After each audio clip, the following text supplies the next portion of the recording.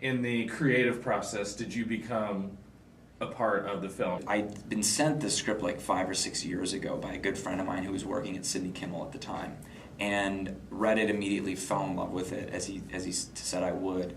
And at that point, they were kicking the tires with other directors and putting it together in a different way. And I went off and made another movie called Celeste and Jesse Forever that then 2 years later the producers of this saw and liked, and I came in and I had like 5 years of thoughts built up about the movie, dumped them all out over like the course of a 2-hour meeting, and they responded to that. And then, but I think they still weren't totally convinced that I was the guy for the job, so I created a mood reel that was, you know, touchstones in terms of movie clips and stills and some newsreel footage from, you know, San Francisco over the course of time, etc.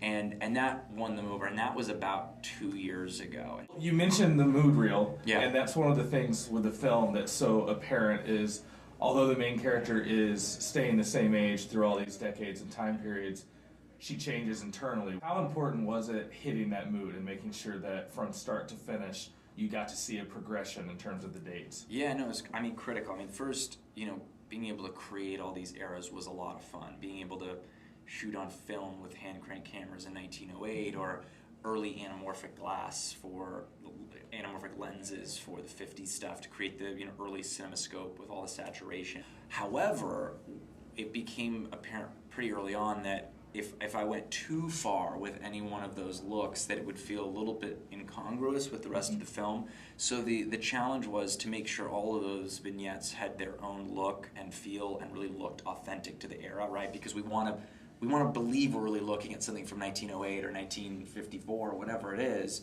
but if the looks are so severe that they don't fit into the patchwork of the whole film, it suddenly feels a bit disjointed. So the challenge was really making sure they all had their own look, but yet felt like they were all part of the same movie. It was a lot of research, it was a lot of you know, just legwork in terms of getting all the details right.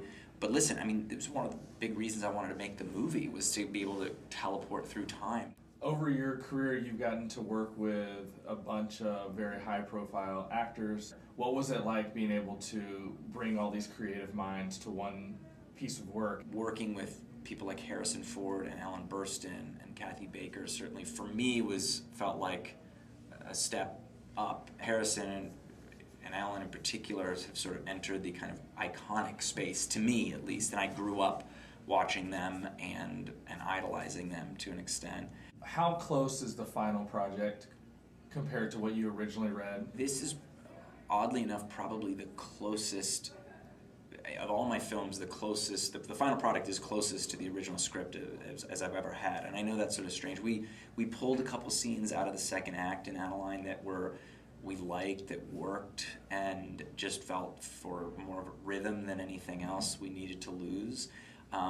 But it's remarkably close to the script. I think, you know, maybe even to a fault, we all love the script so much that we were worried about tampering with it so much, even as we got into cutting the film. So I know that's the boring answer, but it really is. It really is pretty true to what was on the page. You've done work in film, you've done work in television. What's the difference? Do you prefer one over the other? I really like both, quite honestly. I think the thing about making film is that you know, you really are invested for 2+ years, and it is, I hate to use this word, but it is sort of the there's like a legacy, quote unquote, that you get married to the movie, and we live in a time where you're only as good as your last film, so the pressure in making a film is, I think, for better or worse, greater than that of going into television. I really love working in television because for me it's an opportunity to take on a genre or a tone that I wouldn't necessarily want to spend 2 years on, but spending 3 or 4 months on sounds great.